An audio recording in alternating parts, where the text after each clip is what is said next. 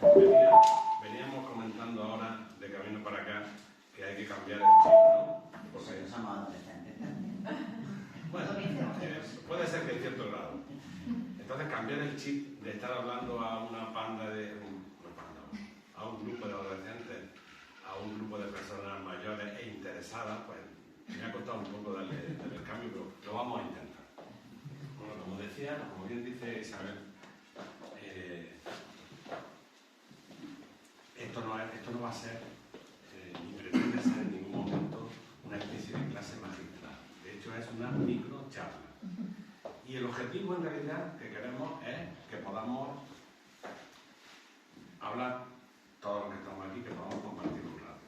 Así que yo voy a hacer simplemente una introducción, lo más breve posible, y ojalá, dentro de cada uno de nosotros, surja esa necesidad de compartir, de participar, de expresar aquellas inquietudes que podamos tener. Ese sería el objetivo de este encuentro. Como estamos en una clase de filosofía, como estamos en una escuela de filosofía, expliquemos un poco cuál es el sentido que nosotros le damos a esa palabra. Es decir, yo no voy a, o no es mi pretensión, los pititos esos están muy bien. No es mi pretensión una especie de clase magistral.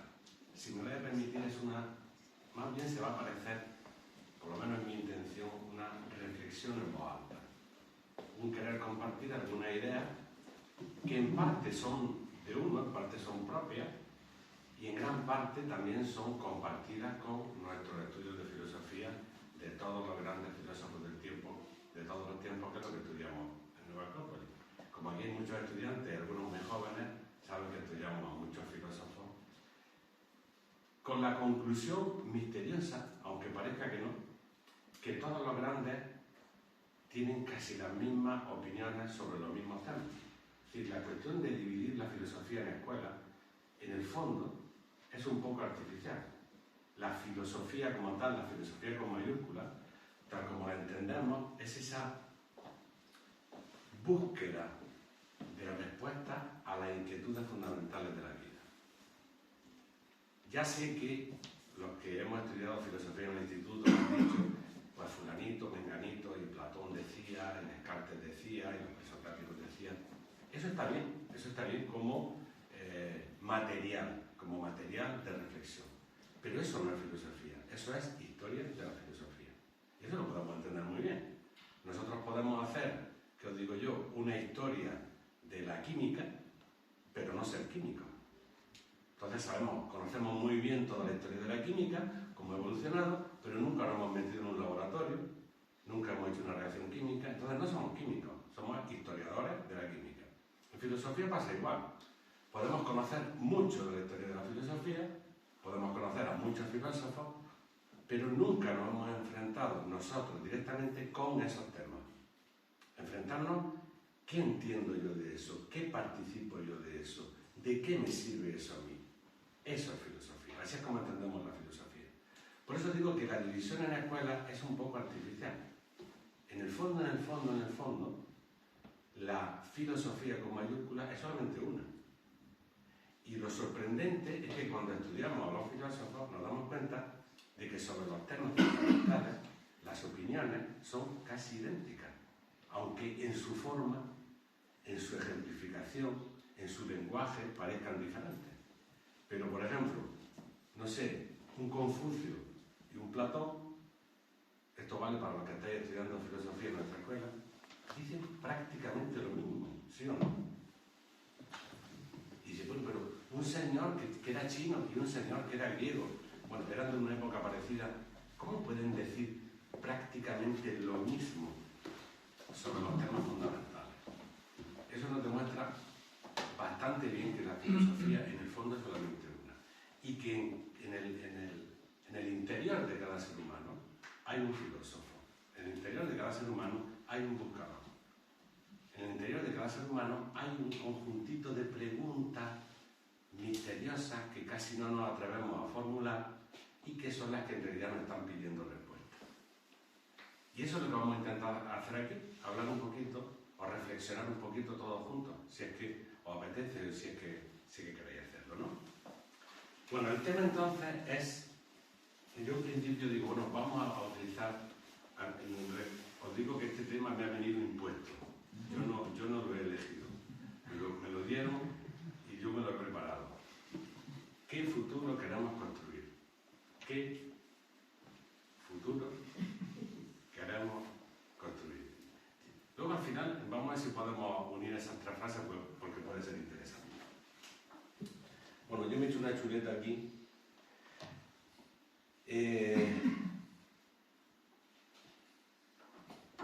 ¿Desde qué punto? Bueno, cuando nos enfrentamos a la palabra futuro, yo creo que a todos nos viene un poquito de incertidumbre, ¿no? La palabra futuro siempre es ignoto. Ahora hablaba con Moisés, bueno, ¿y quién puede escribir el futuro? ¿Qué sabemos lo que va a pasar? Realmente no lo sabemos. Pero de alguna forma todos nos proyectamos desde el presente hacia el futuro. Pensamos qué vamos a hacer mañana.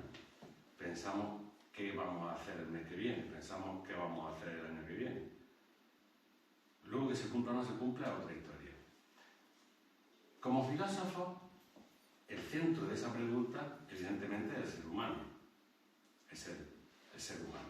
El hombre o la mujer. Iba a decir el hombre, pero estamos vistos decir hombre cuando nos estamos refiriendo a los dos sexos. Bueno. ¿Desde qué punto de vista vamos a abordar el tema? La filosofía va a hacer siempre un punto de vista total, totalitario, global. Me explico.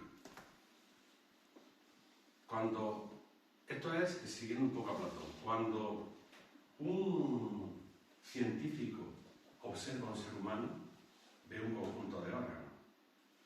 Puede ver la salud, puede ver de qué está compuesto, de qué está hecho.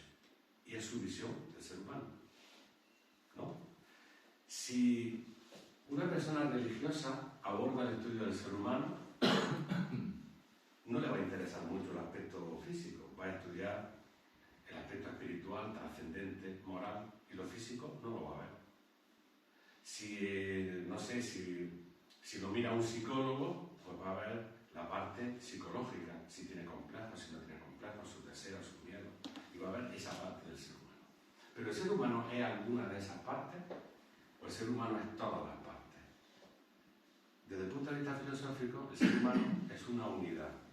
Y tenemos una parte física, tenemos una parte vital, tenemos una parte emocional o sensitiva, tenemos una parte mental y tenemos una parte, ¿por qué no decirlo, trascendente? Un centro en el que cada uno de nosotros, o sobre el que cada uno de nosotros se mueven esos otros factores.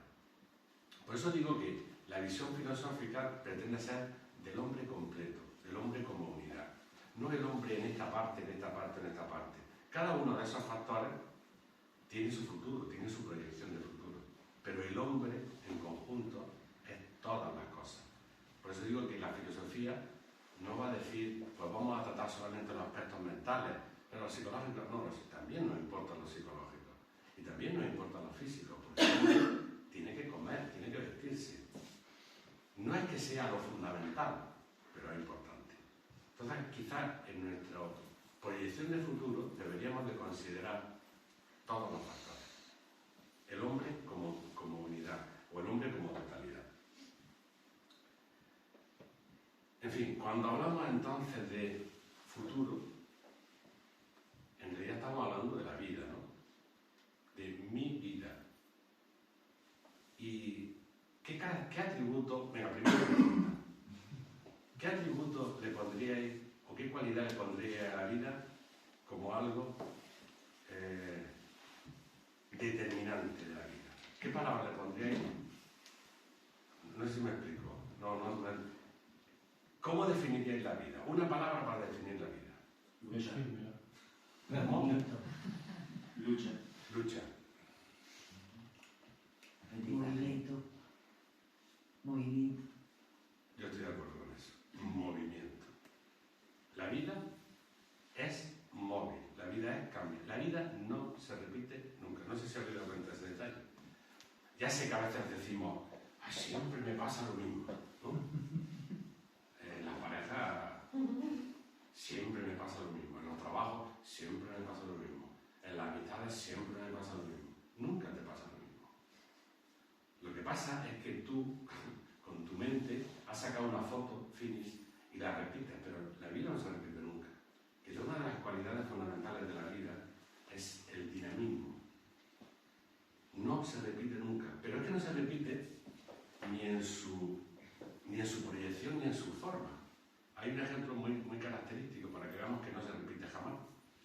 ¿Vosotros creéis cuántos granitos de arena creéis que existirán en las playas del mundo?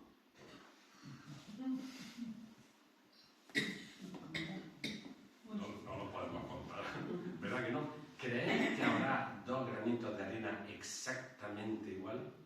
No. ¿A que no? Pensar en un pino. ¿Hay 2 pinos exactamente iguales en toda la Tierra? No. Pensar en las agujas de un pino. Son esas, las hojitas del pino son agujas, ¿no? ¿Habrá 2 agujas de pino exactamente iguales? La vida no se repite nunca. Los patrones parece que sí se repiten. Las ideas parece que sí se repiten. Pero en su plasmación no se repiten jamás. Eso es un misterio. Yo sé que pasamos con mucha alegría sobre las cosas fundamentales, porque nadie se fija en un granito de arena. Nadie piensa en la aguja de un pino. Y nadie piensa en que no hay 2 días exactamente iguales. Ni hay 2 personas exactamente iguales. Entonces, la vida es movimiento. Y cuando hablamos de futuro, hablamos de tiempo, que hablamos de movimiento. Es decir, el cambio es inexorable. No vamos a poder repetir 2 veces el mismo día. Ya sé que hay una película ahí que se llama El día de la marmota o algo de eso, ¿no? Donde está repitiendo. Por eso, como cuentos cinematográficos está bien, pero no es real, no es verdad. Si sentimos que algún día es igual al anterior, deberíamos de quitar la foto que hemos puesto delante de la pantalla. Porque hemos puesto una foto delante de la pantalla y no estamos viendo el día. Estamos viendo algo que estamos recordando, pero no estamos viviendo realmente ese día. Entonces, lo primero que tenemos que pensar es que la vida es dinámica, la vida es movimiento, que todo cambia. Y nosotros también. El tiempo, que es de lo que estamos hablando en el fondo, es, no sé, no creo que haya ningún filósofo que no haya tenido unas palabras sobre el tiempo reconociendo que es indefinible. Porque fijaros lo que pasa con el tiempo. Nosotros lo dividimos en los 3 tiempos fundamentales, ¿no? Pasado, presente y futuro. Pero pensemos, el pasado no existe. Ahí está.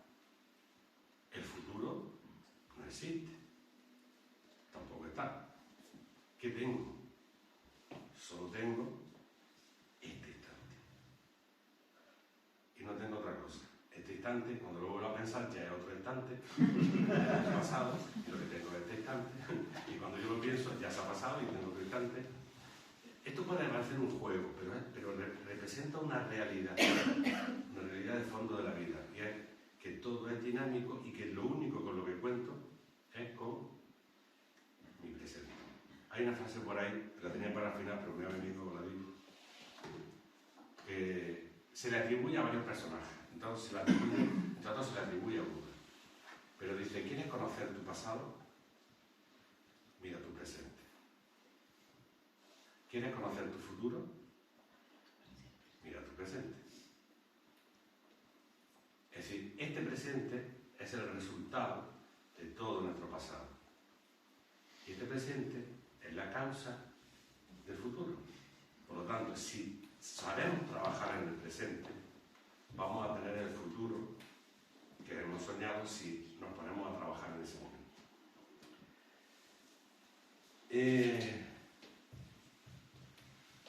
Ya me he pasado, ¿no? No. Sí, bueno.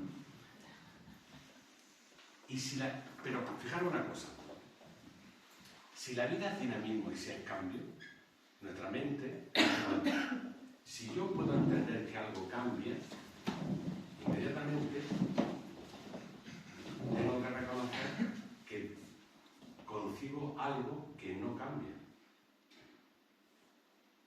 Porque si todo fuera cambio, yo no tendría la idea de inmovilidad. ¿Me seguís?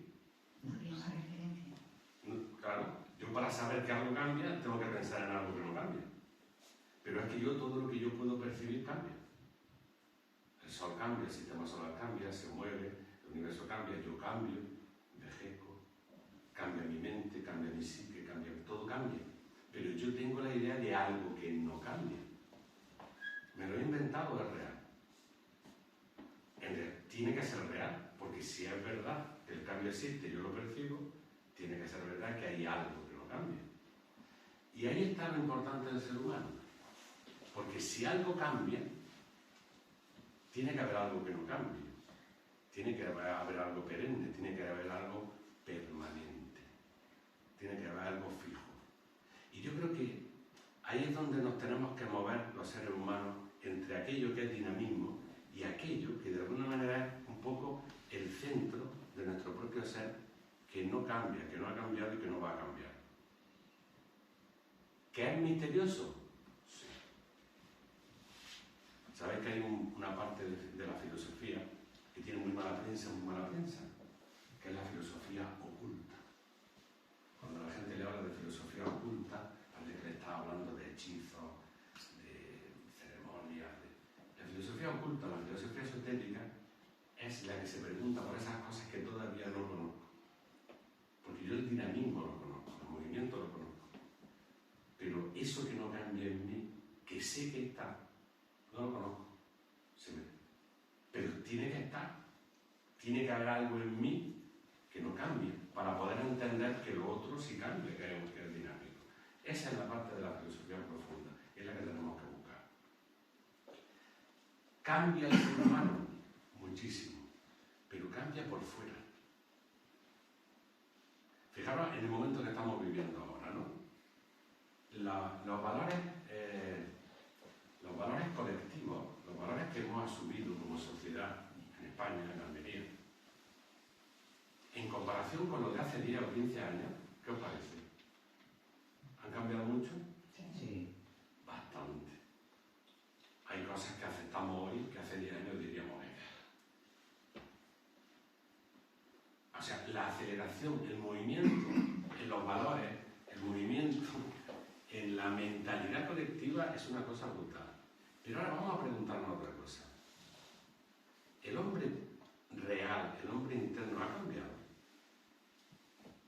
¿Ha cambiado mucho? No. Os decía que vengo de trabajar con adolescentes. ¿Recordáis vuestra adolescencia? Sí. ¿A que sí? Cuando más filósofos, Es bueno no olvidarla. Es cuando más. Uno de los fenómenos típicos de la adolescencia es el enamoramiento. Cuando uno se enamora por primera vez, en la adolescencia. Entonces, ¿cómo explicamos el enamoramiento? La hormona. ¿Eh? La hormona. Las hormonas, se ha despertado no sé qué, las películas que ve la gente, tal y cual. Entonces decimos, bueno, ¿eso es una realidad? Claro que es una realidad. Que se despierta la hormona, que ya va saliendo de la infancia y entra en el mundo de lo social. Vale, cierto. Ese es el aspecto cambiante. Y cambia si es pareja, si es parejo, si es este mundo líquido que vivimos. Pero si analizamos en lo profundo que hace que el adolescente busque a alguien, tal vez no son las hormonas. Tal vez es que es la primera vez que se siente realmente, acordaros, solo.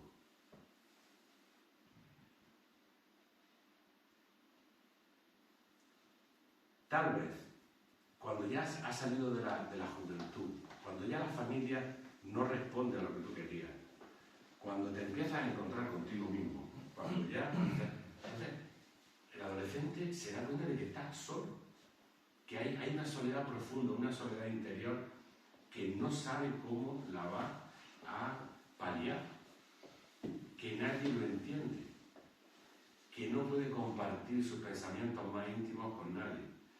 ¿No será ese el motor oculto que hace que el adolescente busque como un loco a alguien para paliar esa soledad? Yo no descarto ni la hormona, ni la edad, pero pensad que siempre es posible que haya una causa detrás de una causa, detrás de una causa, y generalmente nos quedamos con la parte más superficial, más evidente de las cosas, porque es evidente. Pero desde el punto de vista filosófico, tal vez esa naturaleza humana tiene una necesidad, y esa necesidad la trata de expresar como puede. Luego habrá algunos muy especiales que lo que se refugian es en el arte, o se refugian en la ciencia, pero es lo menos. Hay gente que tiene como una vocación muy determinada. Pero la generalidad buscamos a alguien que nos entienda, alguien que nos comprenda. Y cometemos muchos errores.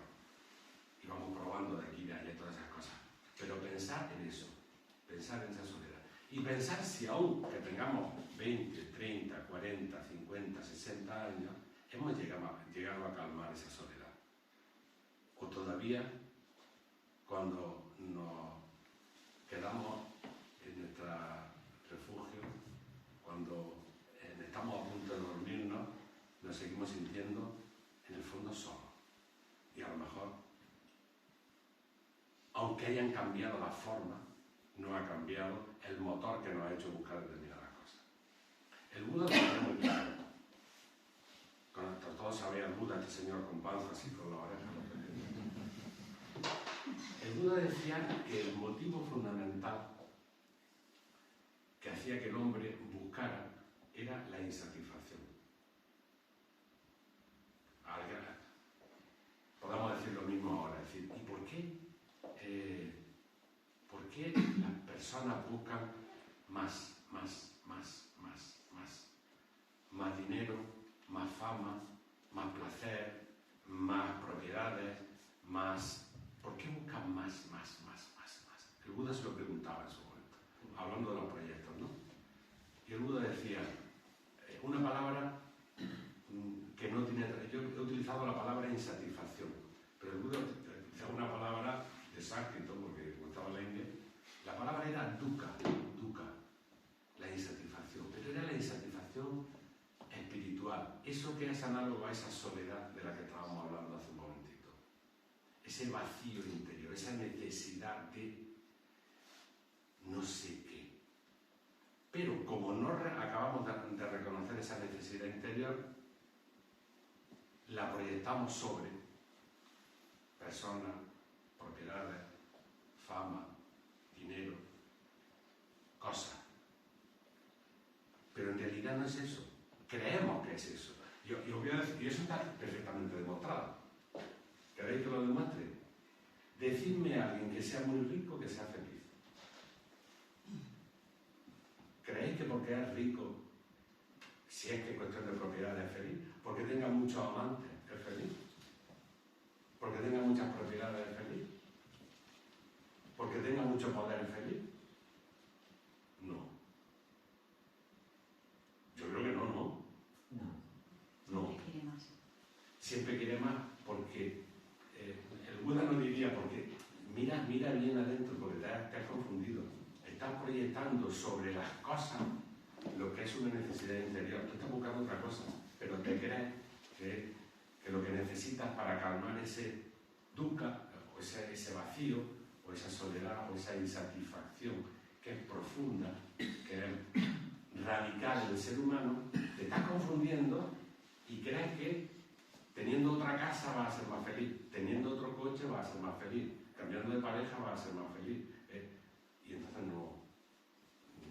Si miráramos un poquito, creo que si miráramos un poquito a la gente que nos rodea, es que tiene más, pero también, a ver, no es cuestión de tener espíritu de pobre, esto que estoy diciendo ahí, porque tampoco los pobres son felices. O sea, no es cuestión de decir, el dinero no hace la felicidad, si lo tocamos a los nervios, las cosas como son. Por el simple hecho de tener dinero no va a encontrar la felicidad, por el simple hecho es que ahora tú puedes ser rico y feliz. Exactamente. Pero por otro motivo, no por ese. Yo una vez tuve un maestro de comercio internacional que me dice, el dinero no da la felicidad, pero crea una sensación tan parecida que la diferencia casi ni se percibe. Bueno, quizás en los primeros momentos sí, pero todos tenemos un pepito grillo ahí cerca del corazón, que ese duca de duda o esa insatisfacción, creo que sabemos que no se va. No son las cosas ni las personas las que nos van a compensar. Termino, porque la introducción se ha hecho demasiado larga.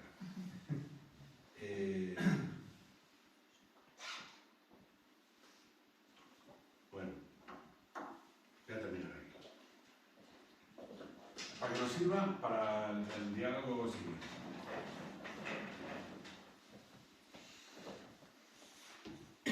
¿Qué futuro queremos o quiero? Quiero.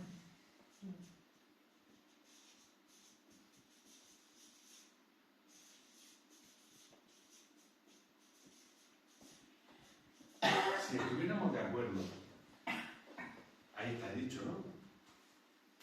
¿Qué? ¿Cuál es mi objetivo? ¿Yo qué busco? ¿Qué busco? ¿Qué busco en la vida? ¿Qué busco mañana?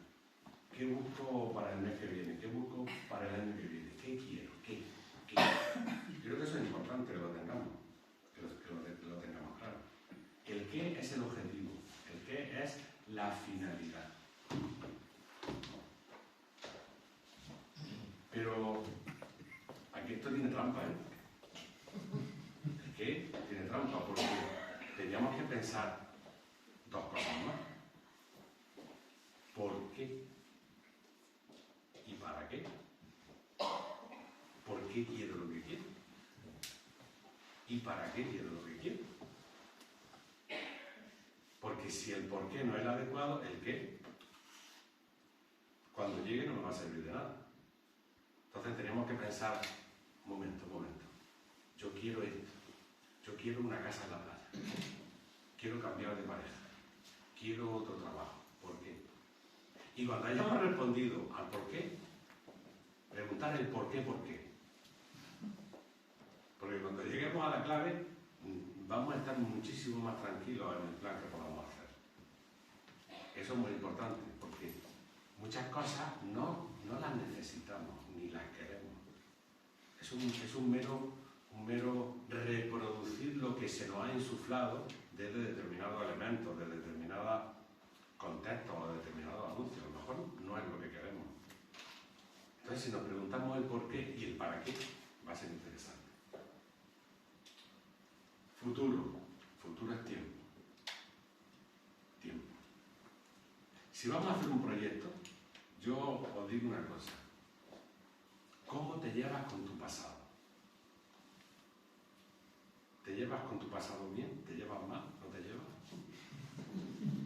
Porque a veces con el pasado nos llevábamos muy mal. Y se puede uno llevar mal de dos maneras. Porque uno ¿creéis en Dios? Sí. Bueno, y el que no cree igual. Ni Dios puede cambiar nuestro pasado. O sea, olvidaros de la cosa esa de que el regreso al futuro, no sé qué, no sé cuánto, no. Eso no es verdad. En el tiempo, marcha atrás no existe. Lo que has hecho hace una hora no lo puedes cambiar. Puede que hayas ofendido a alguien, puedes pedir perdón, que es muy humano, pero no lo puedes cambiar. Eso ya está hecho.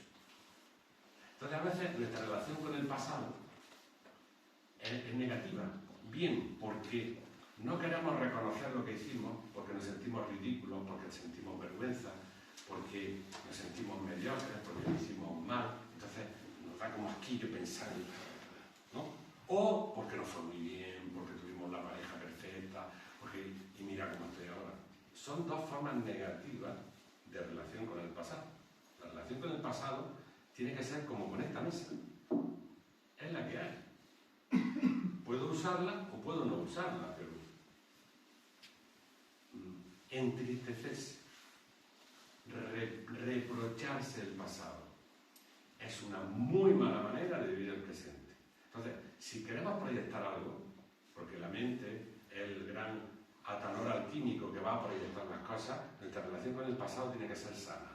Ha pasado lo que haya pasado, ha pasado. Eso es muy importante. Y entonces, ¿cómo resumo el pasado? Mi pasado. Experiencia. Experiencia. Simplemente experiencia. Y además, intentemos que sea una experiencia objetiva. ¿Objetiva qué quiere decir? Pues que a veces le ponemos bellos colores al pasado y a veces le ponemos colores negros. Y no puede ser. Igual que a veces lo amamos y a veces lo odiamos, a veces le ponemos unos colores extraordinarios y a veces le ponemos colores negros. Entonces, es muy importante, antes de hacer un plan de futuro, o un proyecto de futuro, o una idea de futuro, dejar el pasado en su propio lugar. Es tuyo, te pertenece, sea el que sea. Lo que hayas hecho, lo has hecho. No digo que tengas que ir diciendo por ahí lo bueno o lo malo que has hecho, pero tú, frente a tu conciencia, tienes que estar tranquilo porque ya no puedes cambiarlo. Podrás en el futuro hacer muchas cosas, pero esa es tu experiencia.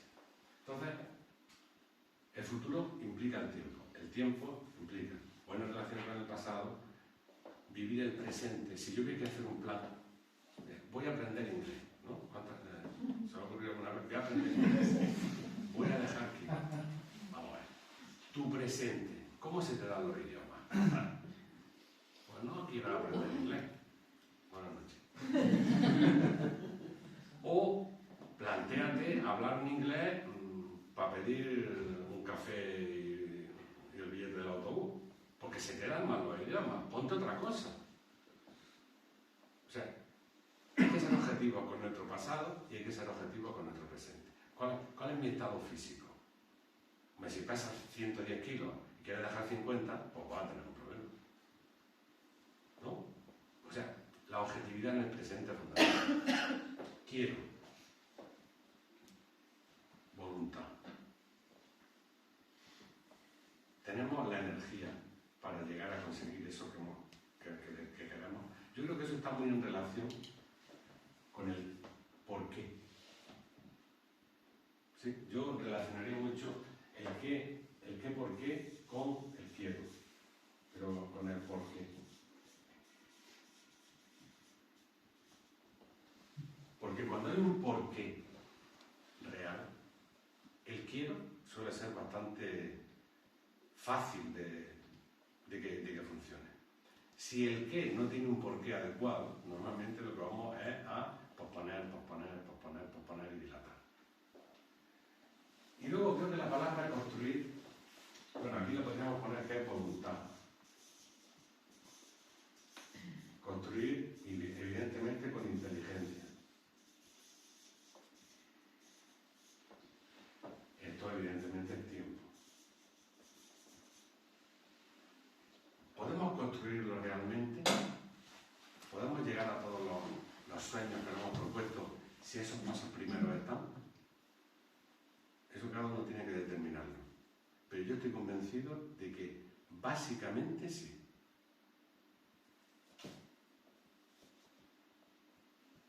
No sé vosotros.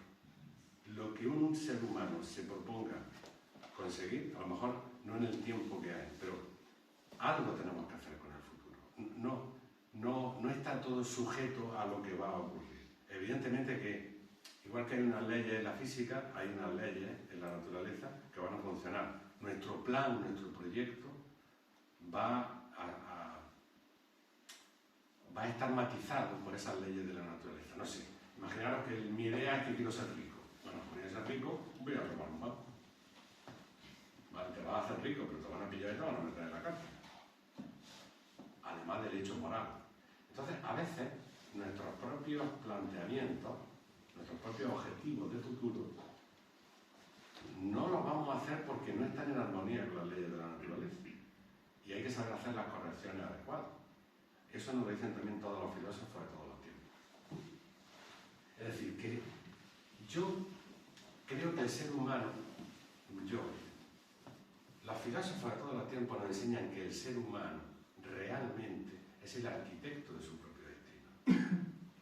Lo queramos o no lo queramos. Dentro de las leyes de la naturaleza. Pero nosotros somos, como esa frase que decíamos al principio, ¿quieres saber cómo fue tu pasado? Mira tu presente. ¿Quieres saber cómo será tu futuro? Mira tu presente. algo no, estamos construyendo constantemente nuestro futuro. Con conciencia o sin conciencia, pero lo estamos construyendo. Y como ya me he pasado, os voy a dejar una frase, ahí Isabel tiene varias preguntas, ¿no? Moisés también, ya lo he visto.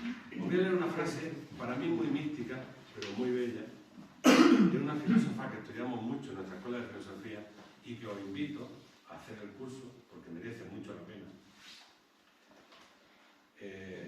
A ver si os inspira, os gusta o os sirve. Dice: es posible que por estar nuestros planes ignorantemente y en consecuencia erróneamente trazados, la benéfica naturaleza no permite que los realicemos. No se nos vituperará por el plan, pero engendraremos un mal destino si no nos resignamos a la imposibilidad de llevarlo a cabo. Continúa: si estáis por entero abatidos, será porque antes decayeron vuestros pensamientos. ¿Puede un hombre estar encarcelado y sin embargo trabajar en favor de una causa? Así, os exhorto a que eliminéis de vuestra mente todo disgusto por las circunstancias en que os veáis. Y si conseguís considerarlas según las miras de vuestro yo superior, no solo vigorizarán vuestros pensamientos, sino que se reflejarán en vuestro cuerpo y lo fortalecerán.